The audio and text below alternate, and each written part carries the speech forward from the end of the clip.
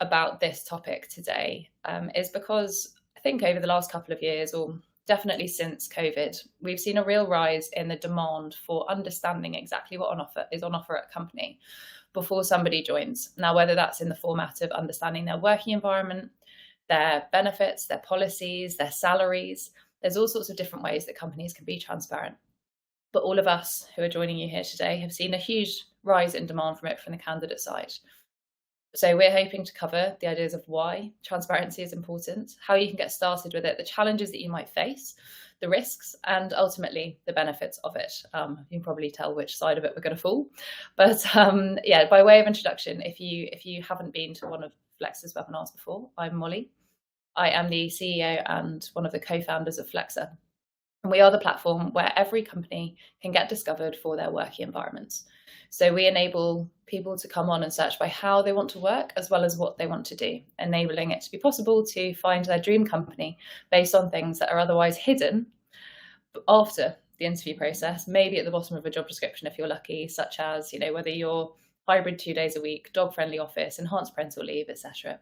We very much focus on EVPs and working environments.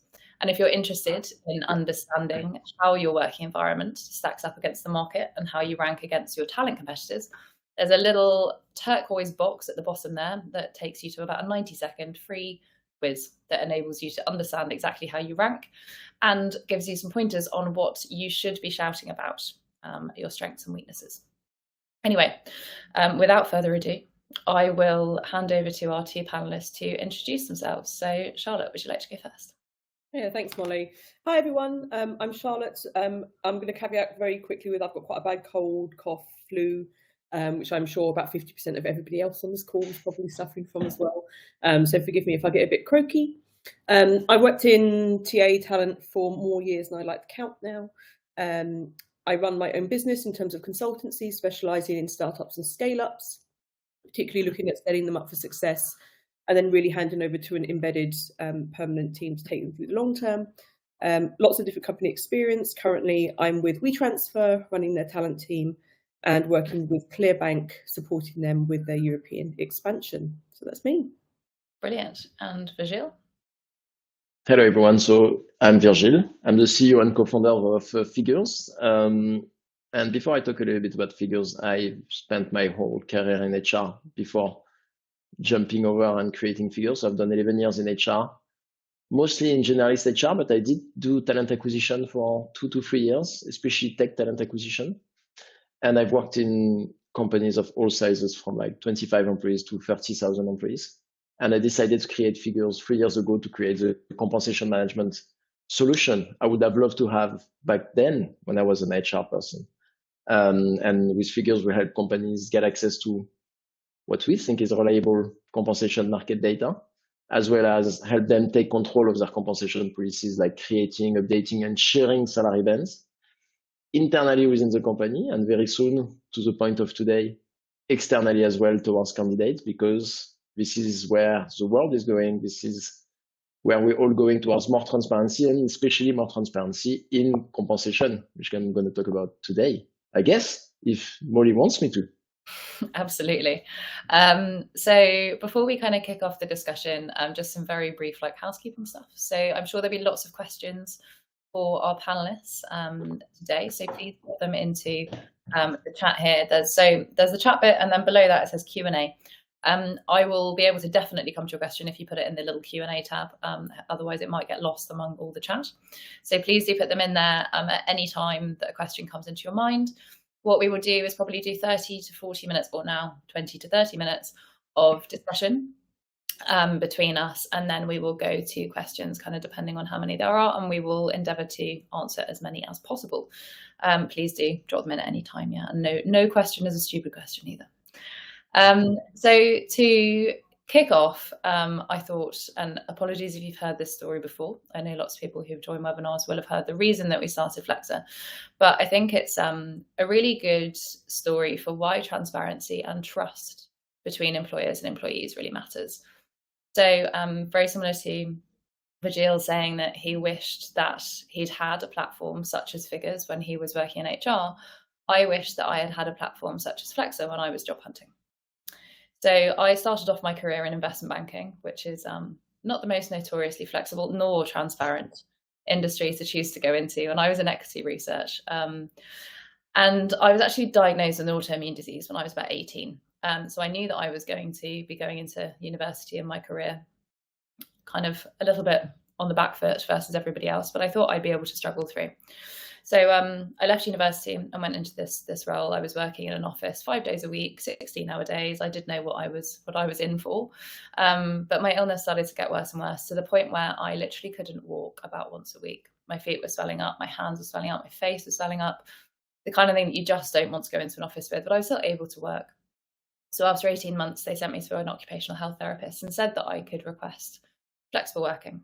So I did. I put in a request to work from home 1 day a week maximum whenever I was very sick. They said, yeah, sure, we'll go through and grant that. And 10 days later, they put a settlement package in front of me, sacked me, and told me to leave immediately. So from a transparency and trust perspective, obviously for me, that was totally broken. And I ended up really regretting my decision to request that, although it was probably a good thing in the long run. But I then went into the job hunting process being totally unable to find the information that I needed to make an educated decision about whether a company was the right place for me.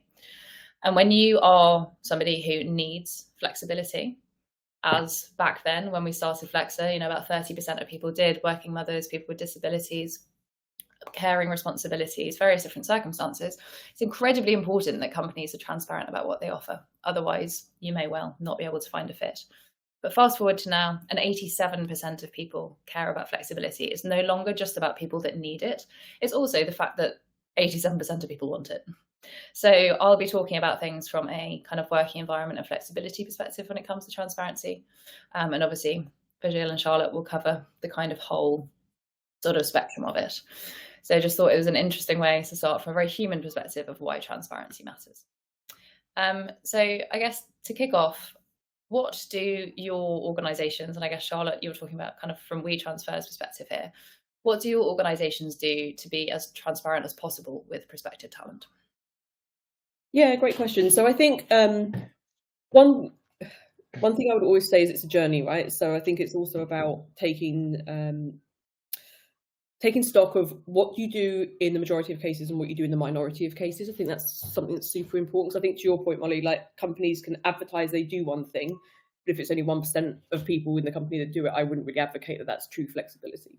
WeTransfer is a really flexible organisation that are across 4 different locations primarily, with a hybrid first mentality, and they really do mean that. It's not a hybrid first, but on the quiet, we want to see you in the office 4 days a week. It is a true hybrid environment, but that also comes with its challenges. And one of the things that they're working on hard is understanding how do we build a culture, how do we build engagement when people are across multiple locations working in a hybrid manner, where people don't come together face to face as often as maybe is traditional. They offer lots of flexibility in terms of where you work and how you do your work and the way in which you do that. They're quite a relaxed culture, which I think lends really well to this element of transparency and this element of flexible working. But to your point, Molly, especially like the trust element is also huge as a company, and for any company, when you are providing the freedom, which is seen to be disappearing more, actually. The higher more people want flexibility, the more, especially you see the Amazons and the Googles and stuff starting to actually claw some of that stuff back and expecting people back in the office. It's a two-way street, so trust works both ways. But companies absolutely have to lead by example in that, in terms of making it very clear what's expected of staff and employees, what works well, what doesn't work well, their expectations of talent, and then in reciprocation, what amazing benefits and perks and things they get each year and long term in terms of those key life moments that people have. Some of the great stuff that WeTransfer leads in and what they really value is flexibility and autonomy. Yeah, people are allowed side hustles on top of working at WeTransfer. It's a very creative environment, and they recognise that creatives like to have flexibility and diversity in the work that they do. So side hustles are supported and encouraged. And also time out, so time to really reflect, to recharge. So we offer in between Christmas and New Year is an additional benefit, and then the last 2 years we've had summer Fridays, so every Friday in July and August is off and paid for by the company, on top of a high amount of annual leave and your bank holidays, depending on where you live in the world. So that's something that's really important to them, and they lead with that. That's sort of their key USP in the market when it comes to their benefits and their transparency around that. And flexibility leads over necessarily saying other companies where you read, we'll pay you super high wages, but we'll give you limited benefits, for example. Like for WeTransfer, it's very much about the unique experience of having that amount of time off to rest, recharge, or to focus on those side hustles as and when you want. Yeah, brilliant. Love that. And Virgile, what do Figures as an organisation, what do you lead with, and how do you try to promote transparency in your hiring?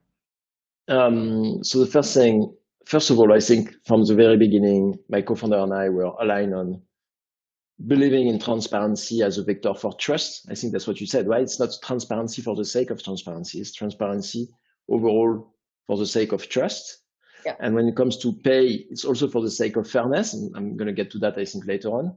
But overall, we've been very transparent from the get-go. It means that internally, we're hyper transparent with everyone on the company's results, financial, cash, in the bank account, like individual salaries as well, which we know, right? We're transparent on individual salaries as Figures, which is not for every organization, but is aligned to our core principles and so on.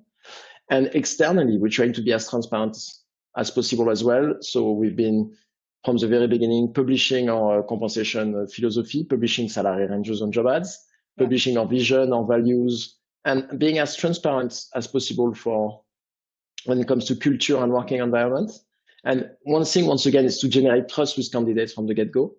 But one thing as well is, and you started mentioning that at the very beginning, is also an efficient way of sourcing and hiring, being as authentic and honest as possible with candidates, ensure that you're going to attract candidates that are like-minded, and like reject or make some candidates go away, some that wouldn't have been good fit in your organization. And it's better to do it straight away than at the final interview, or worse, once they get into the company. So I find that being transparent also helps you when it comes to the hiring funnel, like move away some of the false positives, right? The people that you think could be good fit, and then you would have realized somewhere down the line they're not. So yeah, and I really believe in the power of transparency for just generating trust, but also efficiency in hiring. And that's also when I should mention that we were officially the first Open Org certified organization, which is one of the new labels for transparency. I'm pretty happy about this one. Yeah, and I think it's really interesting what you said there about that kind of element of putting people off before they apply. And I think the idea of transparency in hiring requires a bit of a mindset shift, because I think historically in hiring, the big KPI to reach and the most impressive thing is like how many applications you get, right?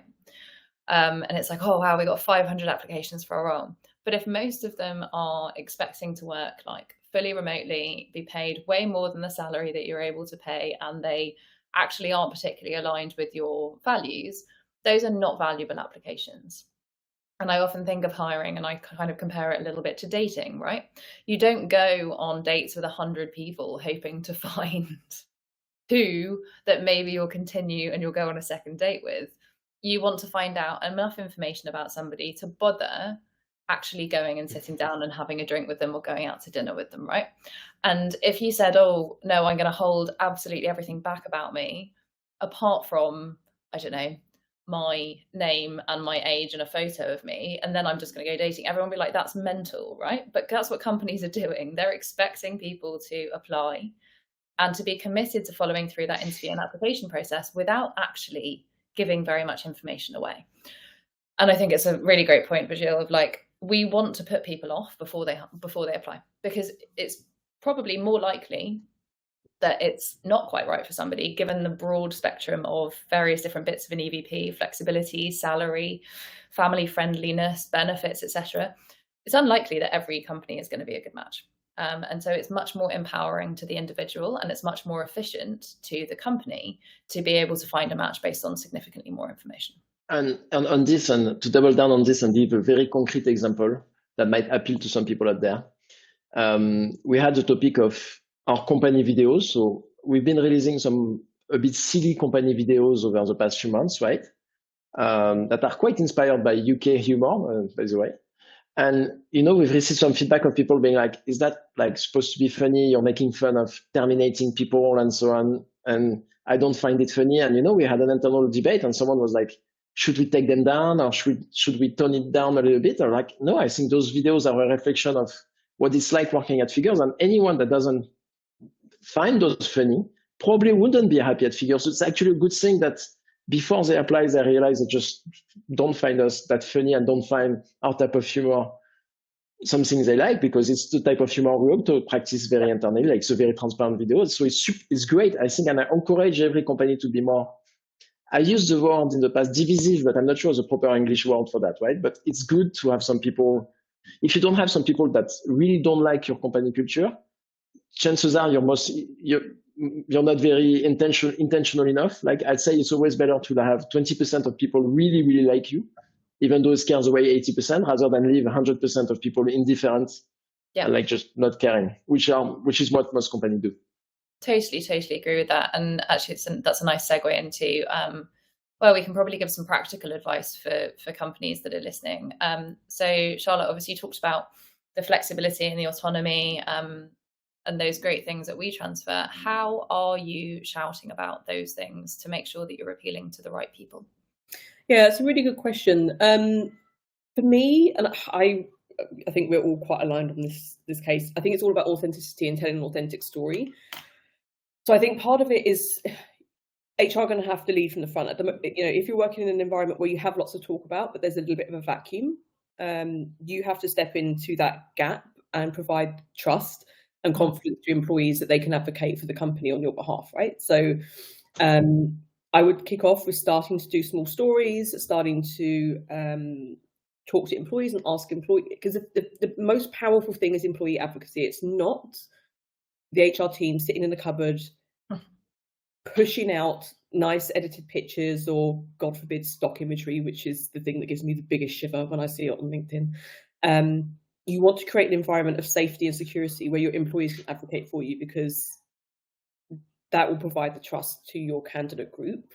So going out into market is realistic and genuine and reflective of the company. So it sounds like really simple advice, but actually it's, again, as with everything, it takes its steps, especially if you work maybe in companies that are maybe a little bit fearful of starting those steps. I would, again, with everything, I would always start small, start safe, and then start to push the boundaries as people start to realize, actually, this is okay. Oh my God, this is having a really great return.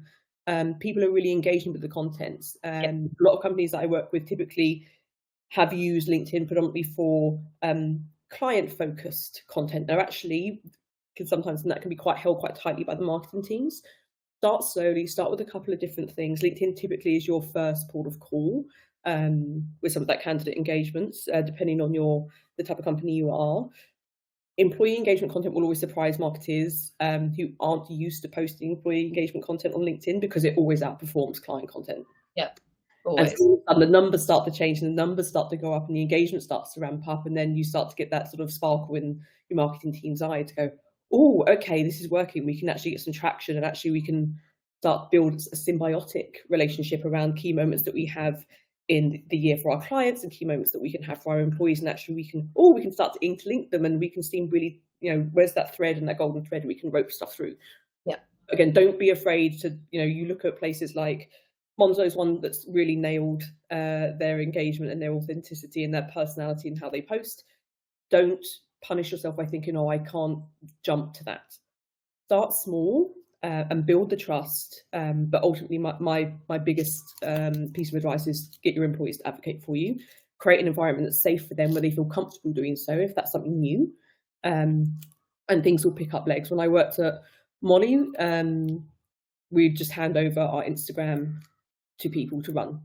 We gave them some safety parameters and things they couldn't talk about, and they were quite loose, to be honest. And we barely had to do any work. It was amazing. We just had to pick a rota of people and provide that safety net, and they did incredible stuff off their own back to explain how things work in their separate teams, what does the office look like, to people with drones flying over places. Like people became, mini Steven Spielbergs about things. We got more content than we could ever have dreamed of just sitting in the people team. So that my biggest piece of advice is use that amazing network of real people out there and get them producing content for you.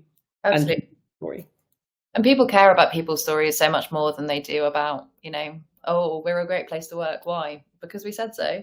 Like, people care about being able to relate to somebody. So, LinkedIn can be a very, very powerful platform to start that employer branding. And I think it's so important to remember that top of funnel hiring is all about marketing. It's all about awareness, making sure that your content is seen by as many people as possible, because the wider you cast the net, the more likely you are to appeal to people that will want to work in the way that you work and want to be in the culture that you have. I think one really interesting thing that we've seen at Flexa from being very transparent about our culture, similar, I think, to Figures, Virgile, there's a level of like silliness and openness that you have about what goes on. And when we open roles up, we get loads of people applying just going, I've seen your company culture, just seems amazing. Like, it seems really fun. I really want to be part of that, and it really resonates with me. But then there are also other people that I know, and I've had conversations, and they're like, I just couldn't work like that. Like, work is work. It's not fun. I'm like, well, it doesn't have to be for you. Like, yeah, it's fine. It's fine. If you really want like a big separation to be very serious at work, then Flex is not the right place for you, which is great. You want people to know that.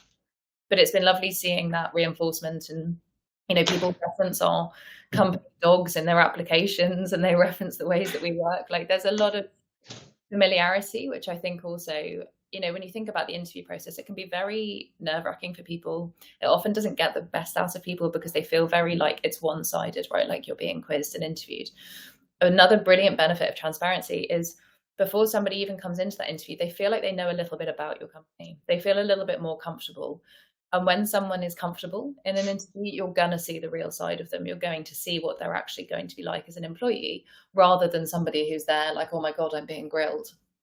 So it's a really nice way to break down a barrier and to readdress that power balance a little bit as well, because I think that's another overarching trend that we could have an entire webinar on, is the power balance shifting between employer and employee, and it becoming much more equal. So we've got kind of 15 minutes of discussion left. I'd love to dive into the benefits of transparency. I can name one really, really big one for Flexa, and it's a stat that I'm quite proud of, is that we have never had somebody resign, ever, because we've had such good kind of cultural fit and understanding of the working environment and the expectations around it, because we're very clear from the beginning. So we start on LinkedIn and obviously on Flexa as well. Like, the majority of people discover us for who we are based on Flexa, through Flexa, very meta. And it means that we've got people that want to work in exactly our working environment. We're also super active on LinkedIn. Everybody is. That employee advocacy that Charlotte really talked about. We showcase our culture. It's normal for people to post on LinkedIn. We have a channel called Engagement, where everyone posts their content and everyone at Flexa jumps on to give it a bit of a boost.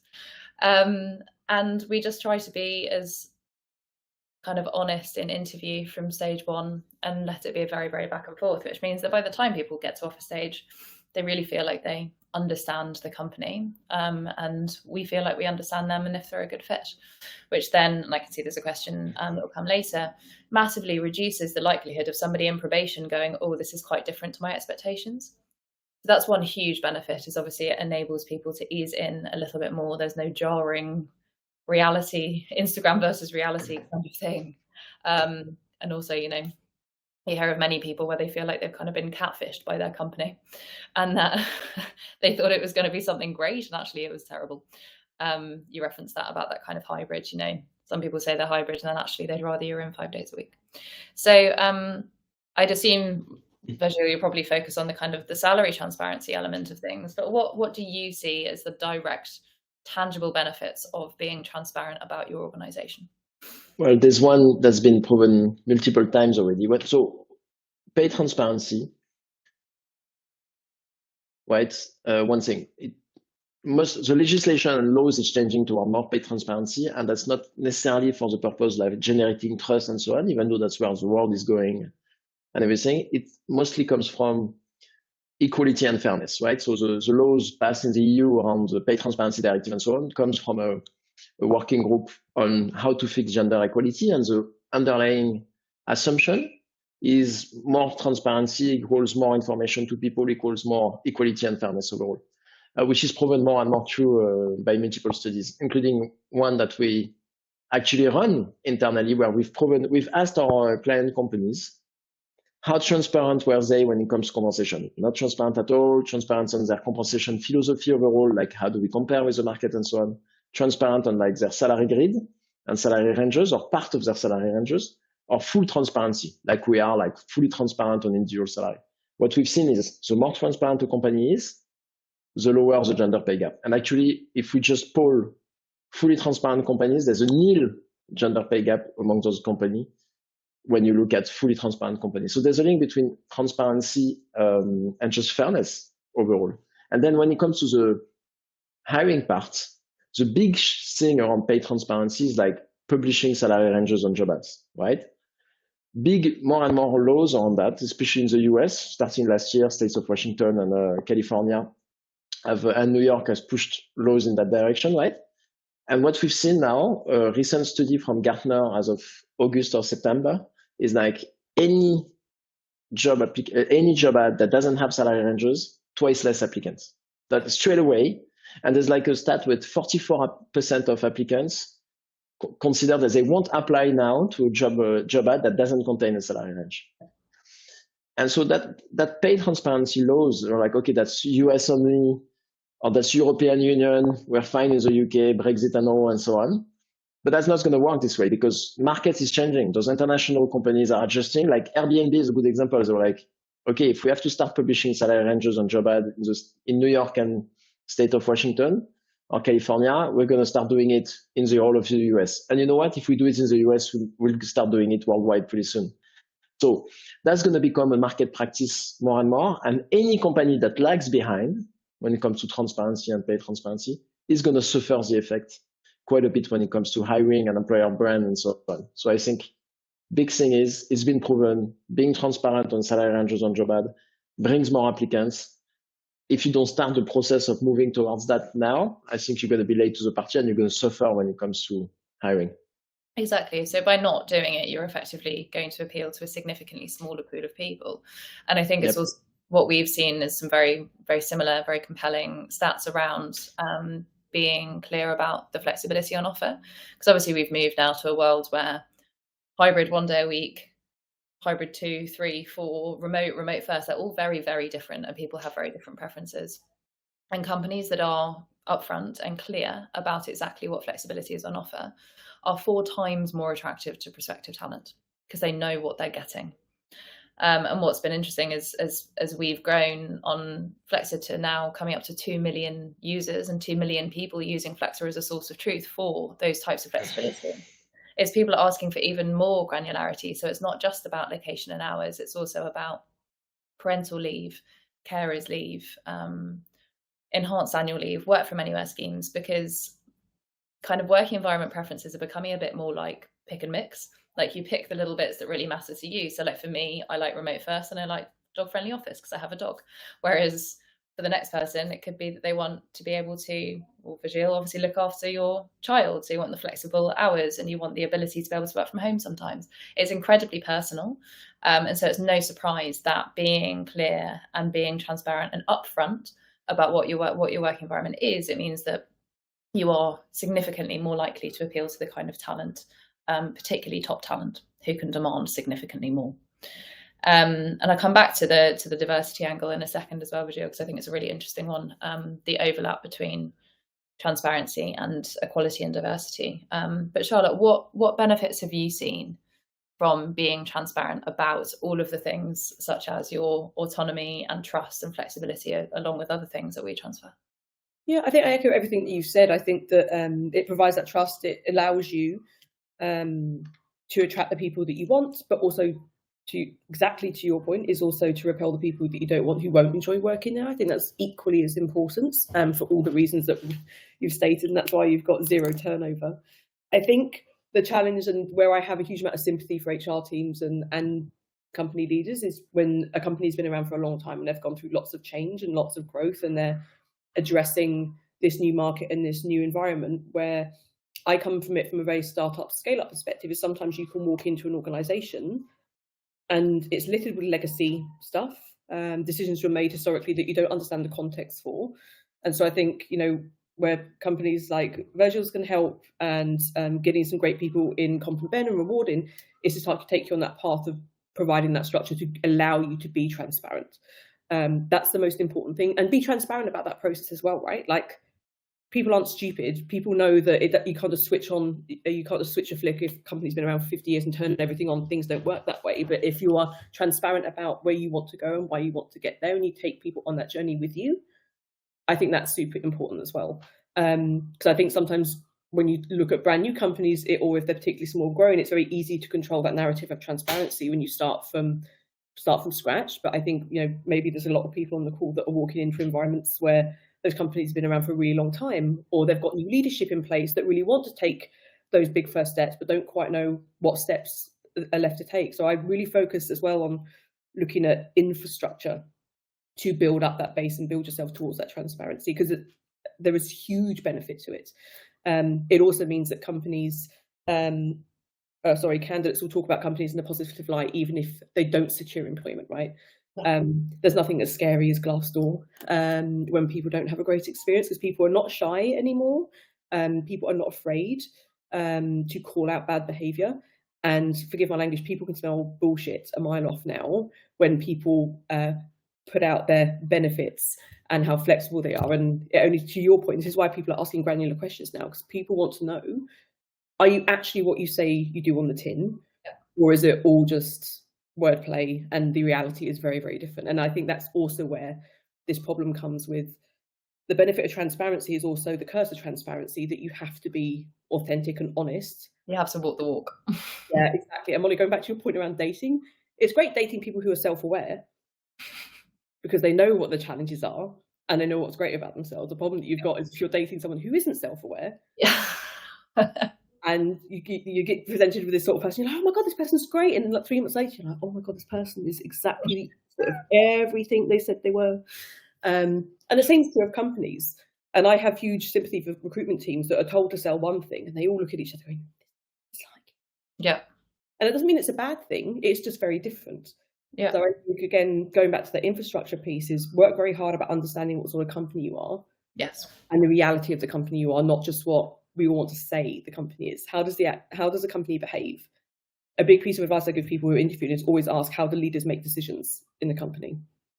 I'm always really interested in asking that question when I interview places and I want to work or partner with a company, is how do you guys make really important decisions? And get them to tell you. And that's a really good indication of whether you've got that transparent culture, you've got that freedom of thought, or whether things are quite, autocratic. So it's a very long-winded answer that probably didn't answer the huge question around the benefit, but I just wanted to call out there's probably a lot of people on the call that are going, I don't know where to start, because I want to get there, but my goodness, I've walked into something that's really complicated, or I've walked into something that's got so many legacy decisions I don't quite know how to tidy it up.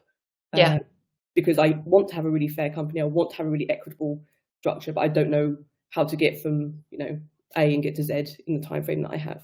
Yeah, and I think that starts advice. Like, that's kind of some of the most powerful advice you can give, because I think what companies often forget is that your culture, your EVP, all of those things already exist. It's whether or not you've written them down, right? And so people will know what the good things are about your company when they are employees, and they'll know what the bad things are. And so doing that work to try and unpick that, I think, is super important. And like we talk a lot about, there are kind of 7 different pillars of EVP. You won't want to lean on all of them. Like, if you don't have above market rate salary, you're probably not going to lean on compensation as a defining factor. If you don't have flexibility, you're probably not going to lean on that one. But it might be that you've got great progression, reward, recognition, autonomy, all of those other different pieces of it. And so starting small and just shouting about the stuff that you're comfortable shouting about, as long as it's true. Like, don't try and be like, this is future status and we're shouting about it all, because, as you said, people can smell bullshit a mile off, especially Gen Z and millennials, who are incredibly used to, it's like the online shopping generation, right? We're used to reading reviews. We're used to looking at something and assessing whether or not it's a scam. We're used to being marketed subliminally and then being like, oh, okay, eventually I'll buy that. The way that we interact and make decisions is very much informed by both marketing and also research, and that's very different to previous generations. So people will sniff around a lot more, and just having a great places to work certificate on your careers page doesn't suddenly mean you are a great place to work. Not to shit on them, but like, you need more than that. So, you know, we're probably almost coming on to question time. So to wrap up, I guess I'd love to touch briefly, because I think when you talked about organizations being uncomfortable with transparency, a lot of them are large organizations quite often because they've got these legacy traditions. And we work actually with some very forward-thinking, very large organizations like Mars, TUI, Centrica, Virgin Media. They've all decided to come to us and shout about their working environments. But what piece of advice would you, obviously, Charlotte, you said with start small, but like, what if people are going to go away tomorrow and start being transparent about their company culture? Most of our audience probably will be working in TA or people. What piece of advice would you say to get started tomorrow on being transparent? Virgile, I'll go over to you first. Well, I think the first thing you said is like, have you formalized what your culture is, what your values are, what are the behaviors associated with your values, the one that you want to see, the one you don't want to see? If you have not defined that, I think you can start at any time, right? And I think that's step number one. And then step number two, I'd say and you started showing that, like, Molly, it's a journey, right? We're not saying, and I don't think it's realistic for any companies to just be like overnight transparent on everything, right? It's just step by step.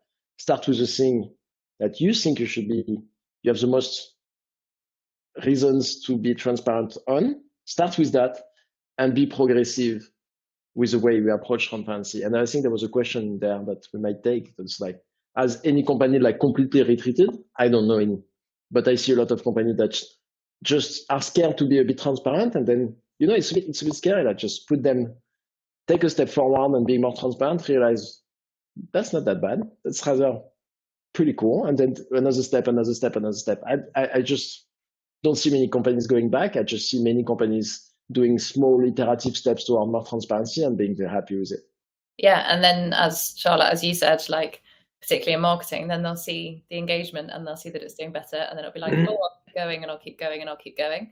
And I think it's the positive impact that the companies will see from each of those baby steps and iterating. And I think also, to be clear, like the things you're transparent about, your culture, your various different elements of your EVP will change over time, and it's not wrong to continue to shout about those changes and continue to shout about different things. It's an evolving, iterative process. So I wouldn't worry and be like, oh God, but we don't have it all written down. We will by the end of 2024. That's when we're going to shout about it. Like, no, it exists now. It can be really, really basic. If you know that you've got great flexibility, start shouting about it. If you know you pay great salaries, start shouting about it. Every company will have at least one thing that is really good that they can shout about. So Charlotte, what piece of advice would you give for somebody trying to start tomorrow? I think you and Virgile have already said it. I think that's the most important thing for me is don't overwhelm yourself. Start small, start with a couple of things. I think if people are thinking, and this is definitely Virgile's area of expertise, so I will hand it over to him afterwards. But I think also there comes a lot more fear and a lot more concern about the pay element of transparency, right? And I think I understand why it's a super emotive topic. You start talking about it, all your employees suddenly sit up in their chairs and start to lean in and think, okay, right, this is the moment. And I think for people going through that, you really have to start to understand your data. Like, start with that. Again, I work at startup scale up. It's always surprising, depending on what company you work in, how much knowledge they really have about what they're looking at. You know, if companies don't even have structured pay bands or pay grades, which is sometimes the case, right, in startups or scale ups, that does happen. If you're in that environment, that's where I would start first. You start to understand the landscape of the population, where they're sitting, what can you see from the data that you start with. Start with that, and then, you know, really start to build in that structure and that process, because that will give you as a people team that security and safety and trust in yourselves, that you have all the data in front of you, you know what the next steps are going to be, and you know how to take your leadership through that process. Because the EVP and the culture stuff isn't easy, but it's not going to be as emotive as the controversial in the background. And I'm sure Virgile's taken lots of companies through this, but Also, don't be scared of that. Just know your starting point, I think, is also the most important thing from that perspective. And again, don't be afraid to take steps to get there, but be transparent about the journey that you're on and what steps you are going to take as a company in order to reach the ultimate goal of having wherever your end goal is in pay transparency. Yeah, or go with a broader range and then narrow it. Like, that's a nice, easy way to start. Obviously not a range of, like, I saw a job advert recently, and it was actually based on the stat that now, don't know, you must have seen this, like Indeed was saying that something like 70% of jobs now had salaries on them, and I was like, that's absolutely impossible. It's because all of them said 0 to 999,999,999. So don't go with that one. That's not very helpful. But like a 20 or 30,000 pound range, depending on experience, is a good place to start. Yeah. Don't have a look at Netflix career page. If you want an example of how a bad company is doing when it comes to pay transparency, and I think it's they have the employer brand and the brand overall to compensate for that, but that's not really playing by the rule of transparency of listing ranges from like 60 to 400k in salaries on most of their roles. Yeah, that's not going to help. Yeah, and actually Netflix is a great example of a company who have built brilliant transparency around some not so good things as well. And they've put a lot of people off working there, but in a good way. So they are like, we work incredibly hard, we work incredibly long hours, but we pay very well, and you will progress in our company and you will learn a lot. And I love that owning of something that is otherwise quite shied away from. And I think it's, ultimately they've managed to hire very good people that want to thrive and want to succeed doing an 80-hour work week, but also working for one of the most successful companies in the world. So it's really owning what could be perceived as a negative culture and turning it into a positive. So not everything needs to be shied away from that perspective. We'll move on to questions now. In the interest of expediency, because we've got loads of questions, I'm going to pick a question and then pick a person to answer it. So we'll just do one person answering each question. So I'll just pick the most relevant person to it. And Charlotte, you're at the very top and your question has been upvoted the most. So Charlotte, I'd be very interested to understand what other small initiatives you could do to kickstart employee advocacy. I think both my CPO and CMO would have a fit if we handed over the Instagram reins to our employees. No, I can understand that completely. So I'd start by doing your own. So if you've got somebody in your team, even if you don't feel comfortable, right, if you're not the biggest extrovert in terms of video content creation, there may be some budding person on your team that is just waiting to be called upon to stretch that creative muscle. So I would start with some examples. I'm not lying, it will take more heavy lifting from the people team or whichever team is in charge of this for the first couple of goes. But even it can be such as simple as an office tour. So pretty low risk. Walk around the office. You can either get in early, you can walk through, introduce people who feel comfortable being introduced and what job they do. Start small. And then again, build up that trust, because I also completely understand you're looking for trust from the top down in terms of what they probably feel is quite exposing content for them, not in a bad way, but in terms of they probably feel like they're opening up the door to potentially negative feedback or to something worrisome, whereas actually it's not like that. I think a lot of people on the internet, for the most part, especially on LinkedIn, are kind and want to understand more about companies. Yeah. So I would start with stuff like that. It can be super small stuff. It could even be pictures, right? If people are too frightened about videography to start with, start with pictures. Start with posting stuff like that. Start with leading with what to Molly, your point, what do you know to be true about your company? Lean into that. Something that is not going to be that divisive to start with. And as you grow the confidence of the people around you and your leadership team, you can start to then involve them more in the creation. And inevitably what you can then start to do is build, I don't like the word policy, I'm not a very good HR person, build a one page of what to do and what not to do when posted on social media, like help your employees out a little bit, right? In terms of, your culture best, if you're in banking, you have to be very, very careful about what content you put out there, what you show from a security perspective. If you're much more creative, then from a culture perspective, you can be much more creative in some of your content. But start with pictures, start with office exposure. If you offer flexible working, show what people can do during their working day that they could never do before. But again, I'll lean very heavy on that whole point of make sure it's true. Yes. Otherwise, you're going to end up with getting lots of applications from people like, yeah, I saw your post that everyone seems to be walking the dog, and working from home all the time, and then you go, oh no, you have to come in 4 days a week. And we don't like that. Yeah, exactly. So just, make sure again it's minor, but a lot of this stuff is free. Yeah. Exactly.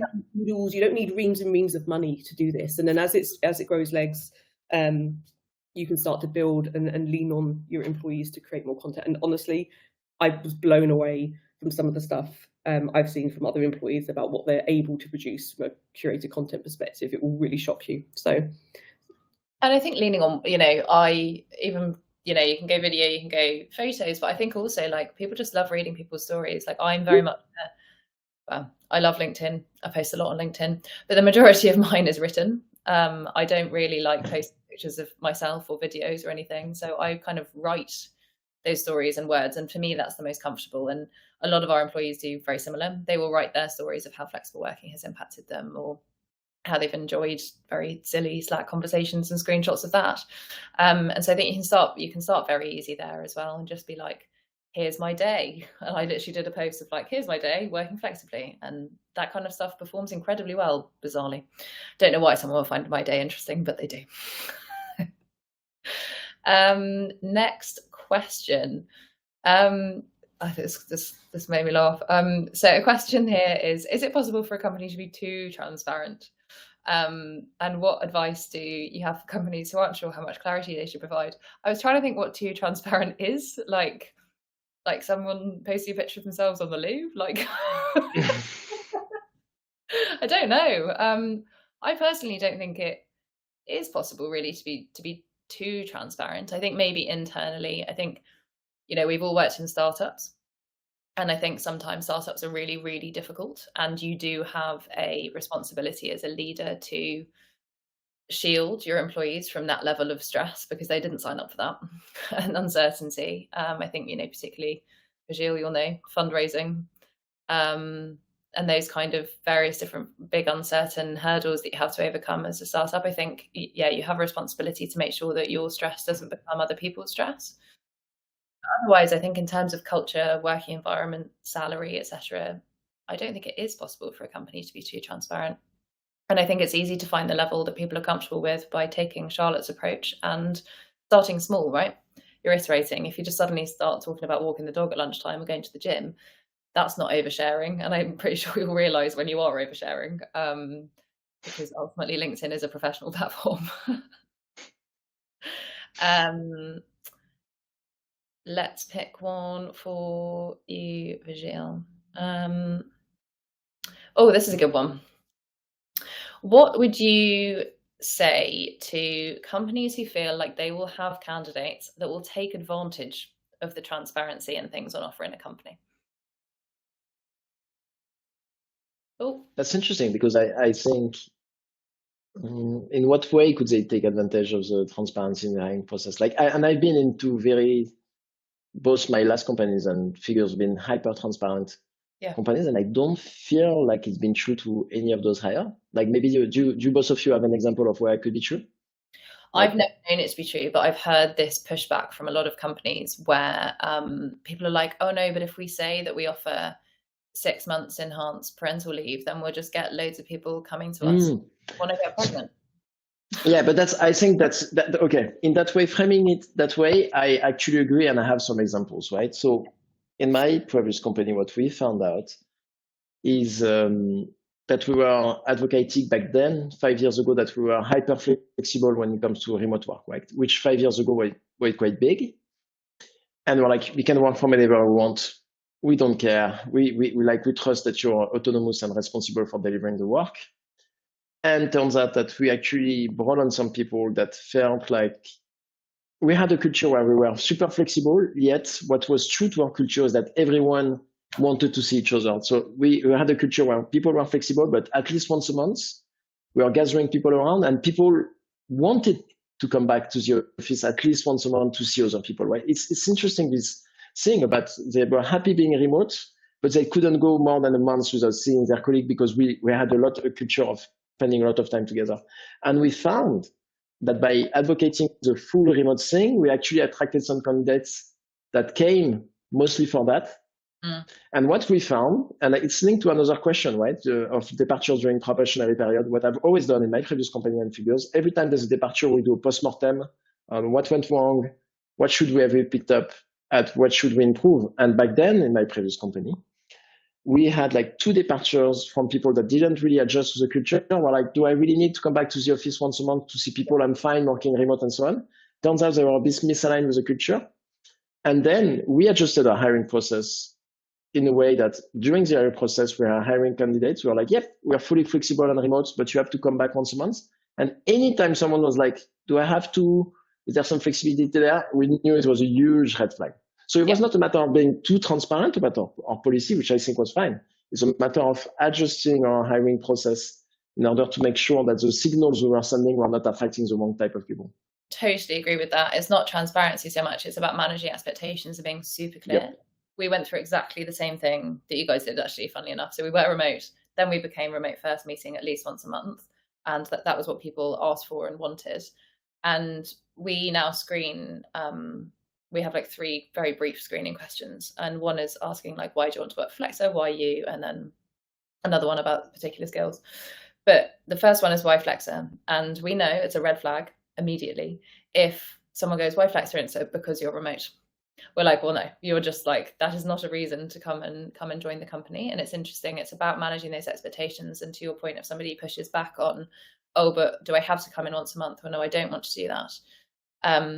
You can very quickly understand whether they will or will not be a good fit. And so I think about people taking advantage. I think there are people out there who will take advantage of situations, but the more boundaries and frameworks you can put up in order to assess the likelihood of somebody taking advantage, the better, which again feeds back into transparency. It just has to be carefully managed, the expectations and the wording around it. So I think it's very similar to us actually in the journey we've been on. Another question for you, Charlotte. How do you manage wanting to be transparent about what you offer when you are in a period of change with the company? So lots of things are changing. Oh, that's a tough question. I think it depends on what's changing. It's a great question and a tough question. I advocate on being honest. I think if you have a great TA team that understand, and really skilled TA teams know how to have those conversations, right? They know how to manage those conversations with candidates. They are able to accurately communicate what is changing, what is remaining, and the benefit of that. Because when I had an interview with someone today, and with one of the companies I'm supporting, there's a huge amount of change going on. And I really lent into that in the conversation with this senior candidate, and they got more and more excited the more I talked about it. So I didn't try and put them off, but I thought I'm going in a little bit warts and all here, because if this person doesn't like change and doesn't like ambiguity, this person's going to have a really rough 6 to 12 months ahead of them, and they probably won't last that long, which is totally understandable, right? If you don't want change, you don't want transformation, you don't want lots of not difficult, but ambiguous conversations about how we're going to move through the next 6 to 12 months. But this person was visibly excited about that prospect and having a part in that and helping shape that and mold that. So I think as a TA person by background, I think trust your TA team, but inform your TA team. Because sometimes, again, if you don't sit down and take time with your TA team to rebrief them on what's going on, either in certain departments or as a company, hopefully you do in both cases, they're running blind. And they are the biggest advocates for the company, but they're also the biggest gatekeepers in terms of understanding what talent we need for the future of the company. So that's what I would recommend. You can do it a little bit in advertising, but I think on the whole, it can take quite a while to make that shift change. If you're having a really big transformation and something really fundamental is changing, it takes a while for that to trickle down and actually move through external platforms. So I would really lean into the TA team and make sure they're briefed properly. I mean, I'd say that in any circumstance because I'm such a TA person, but lean on their expertise. That's their job. That's what they're there to do, and build that into the whole hiring process with the managers as well. Yeah, well, ultimately you're at the forefront of it, so you need to be in the know. Sorry, Virgile. Molly, if I can on this one, because I love this question, because I want to add that sometimes what people want is not necessarily the answer to a simple question, is to understand the why, right? There's a Simon Sinek book on Start With Why. And when we lead back to pay as an example of transparency, we used to start when we didn't have salary ranges. Did that prevent us from being transparent on what we were offering? No, what we were saying is like, we think the package will be, for this role should be between this and this. We don't have yet salary ranges or whatever, or compensation philosophies to pay around the 50th percentile of the market. And so this is why we decided this will be the package. We might be wrong. And if you're being that honest, and in fact, when sending out an offer from day one, what we've been doing, saying, hey, we're offering you this package. As a reminder, our compensation philosophy is to pay at the 50th percentile. We looked at this market data and we share Figures market data and a link to the actual real transparent market data we based on decision on. This is why we're making that offer. We had people who were like, if you had given me that offer without any type of context, I might have refused it. But with the context you're providing, I understand the why, and I understand that you have a systemic approach to making offer that reassures me that I will be treated fairly and you will pay people fairly. I understand why. And now I want to accept it. So it's not only being transparent on the offer and the package, it's like, why are we making it? And so it's the same. If you're going through change, just say, this is the situation at the moment. Know that we're going to change. This is why we're undergoing change. And people, as long as you explain to them, you take time to explain the why, I think they're a lot more willing to accept some stuff that you think they could be, as long as you tell them, as long as you're transparent about the why. I think it's super powerful. Yeah, exactly that. People understanding your thought process is sometimes just as useful, because you get to know why decisions are made, what things are taken into account when it comes to salary. Exactly. Very important things. I just answered one final question very quickly, because I've just realized that I said I'd come back to it and then never did. So do I have any insights on how transparency helps with diversity? Diversity, equity and inclusion is a very big focus for us right now. So really interesting, and I'll come at this from a working environment perspective. When we look at the demand for flexibility, it's about 87% from the global office population average, which is about 350 million people all over the world. But when you look at it from a gender perspective, 92% of women say it's a non-negotiable, and 97% of people of colour say that it's a non-negotiable. Now, those are obviously two very big focuses. And in addition, flexible working can get millions of people with disabilities and chronic conditions back into the workforce, because you don't have to go into an office every day. But those people cannot find flexibility if companies are not transparent about it. And what we've noticed through companies hiring and showcasing their working environments through Flexa is, on average, in just 6 months of being on Flexa, they've increased the diversity in their talent pipeline by 65%. Wow. That is just through being clear about what is on offer, because companies obviously hold a lot of power, and people from minority groups or diverse groups very often feel uncomfortable in applying in those kind of situations. Because, like, take me, for example, like, I literally could not work in a company that was 5 days a week in the office. Working mothers couldn't work in a company, working fathers couldn't work in a company that didn't have flexible hours. People with disabilities, some people need fully remote. People of colour face microaggressions and systemic racism in the office every day. That must be pretty exhausting to go into 5 days a week. At least doing it 2 days a week is slightly easier. Still not great. But there are so many different reasons that diverse groups and minority groups will need flexibility. So there is a huge link between flexibility, inclusivity, and diversity. So one of the best things that you can do to make your hiring process more inclusive is to be transparent. That feels like a good note to end on. Thank you so much, Charlotte and Virgile, for joining me for this conversation. Sorry we didn't get to answer everybody's questions. Like, please do feel free. I'm very happy for people to connect with me on LinkedIn and drop me a message if you guys are as well. Brilliant. And then kind of carry on the conversation there. If anybody would like to send this to anyone else as well, this has all been recorded, so you'll receive the recording.